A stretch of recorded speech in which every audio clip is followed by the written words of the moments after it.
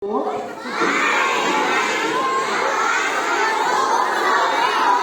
kayo'y mga uliran. Pangalawa, magulang.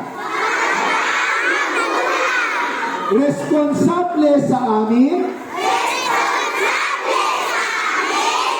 Paghubog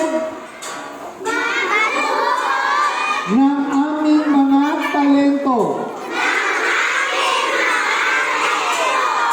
Organisado kayo upang sa aming pagtanda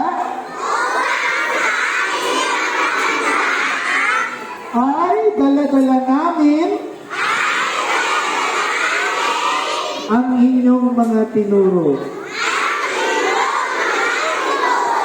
Maraming salamat. Mahal namin kayo. Thank you.